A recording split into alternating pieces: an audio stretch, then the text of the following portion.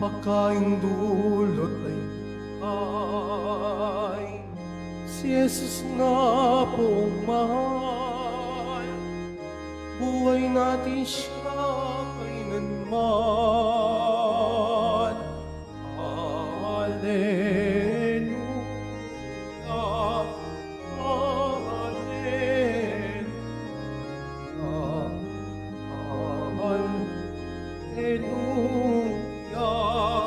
hallelujah.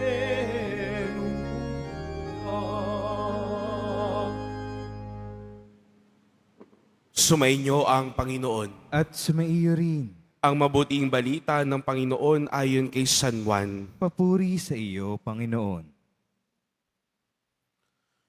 Noong panahong iyon, sinabi ni Jesus sa mga tao, "Walang makalalapit sa akin, malibang dalhin siya ng amang nagsugo sa akin. At ang lalapit sa akin ay muli kong bubuhayin sa huling araw." Nasusulat sa aklat ng mga propeta, at silang lahat ay tuturuan ng Diyos. Ang bawat nakikinig sa Ama ay natututo at natututo ay lalapit sa akin. Hindi ito nangangahulugang may nakakita na sa Ama. Yaong nagmula sa Diyos ang tanging nakakakita sa Ama. Sinasabi ko sa inyo, ang nananalig sa akin ay may buhay na walang hanggan. Ako ang pagkaing nagbibigay buhay. Kumain ng mana ang inyong mga ninuno nang sila'y nasa ilang. Gayon may namatay sila. Ngunit ang sino mang kumain ng pagkaing bumaba mula sa langit ay hindi mamamatay. Ako ang pagkaing nagbibigay buhay na bumaba mula sa langit. Mabubuhay magpakailanman ang sino mang kumain nito, at ang pagkaing ibibigay ko sa ikabubuhay ng sanlibutan ay ang aking laman. Ang mabuting balita ng Panginoon. Pinupuri ka namin, Panginoong Hesukristo. Magsiupo muna ang lahat. Magandang umaga po sa inyong lahat.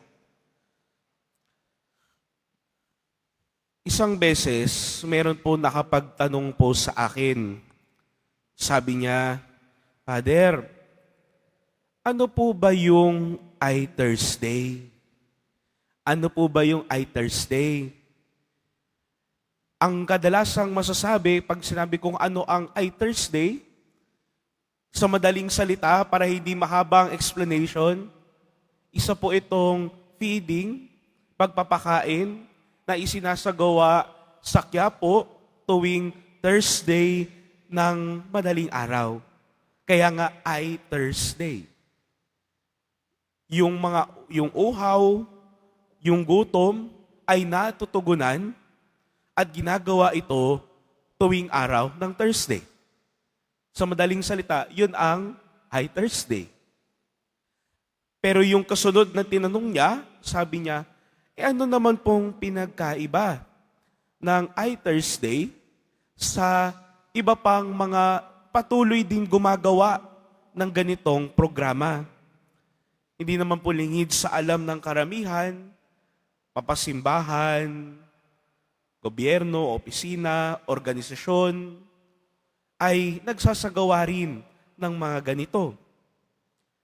At mga kanya-kanya mga efforts ay may mga kanya-kanyang pamamaraan din. Kaya ano yung kakaiba sa I-Thursday na masasabi natin hindi lang dahil sinasagawa ito sa Quiapo, pero may sariling karakter, may sariling identity ang I-Thursday. Simple lang po, yung I-Thursday na iyan, kung mapapansin po ninyo ang logo, hindi ko maalala kung sati ba yun, nandun po yung belo ni Mother Teresa. Hugis po yun ng belo niya. Yung kulay blue, tsaka puti. Kaya pag tinignan niyo po yung logo ng I Thursday, ano po doon, yung naka-curve na ganoon, ay yung belo ni Mother Teresa.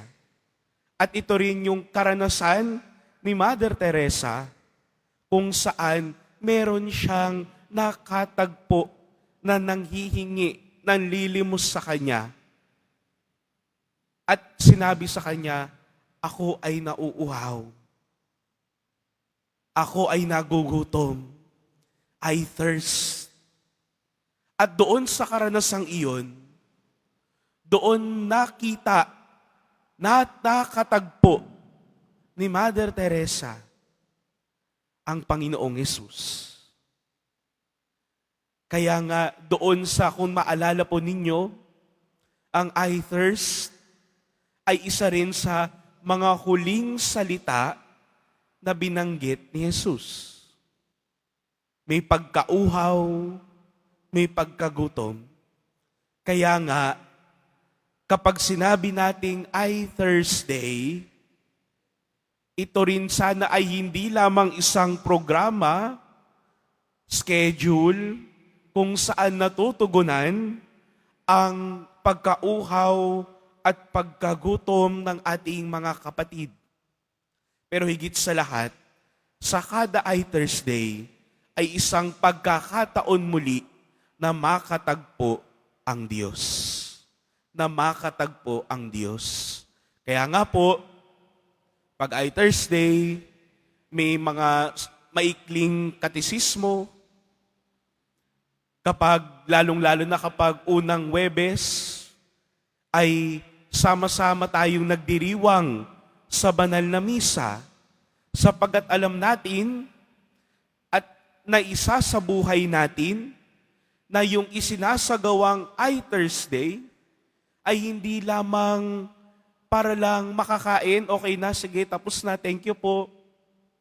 Pero isang karanasan kasama ang mahal na pong Jesus Nazareno. Makatagpo siya sa ating mga kasama, sa ating komunidad na nabuo sa pagkalipas ng 3 taon ng programa na I Thursday. Ito yung tinutugunan.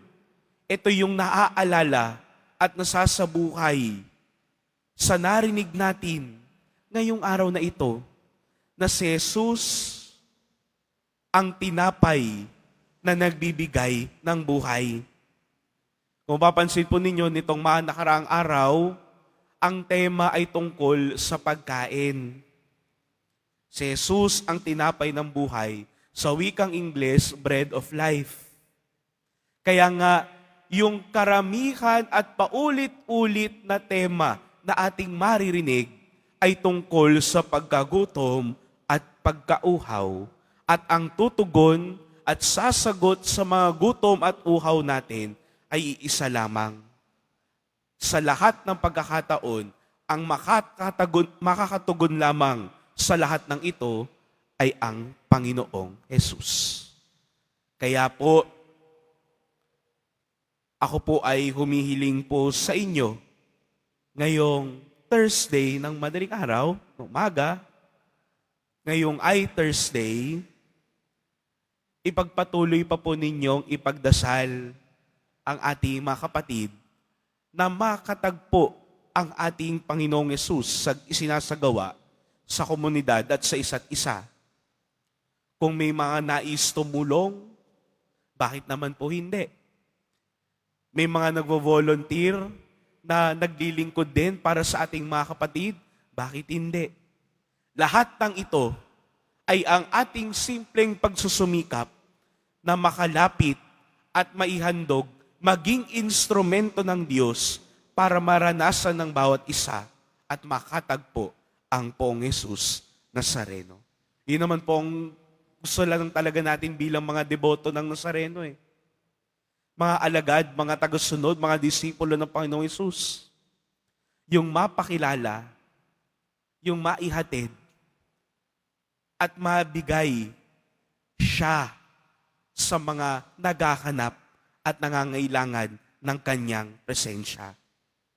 Kaya po mga kapatid, patuloy po natin pagdasal ang bawat isa na kung meron man tayong mga kailangan pagdaanan, hinahanap-hanap natin ang Panginoon, huwag sana tayong matakot na lumapit sa Kanya at pagdasal ang bawat isa nang sa gayon lagi tayong manatili sa paglilingkod, pagmamahal at pagsasabuhay sa mahal na pong Hesus Nazareno na muling nabuhay. Amen.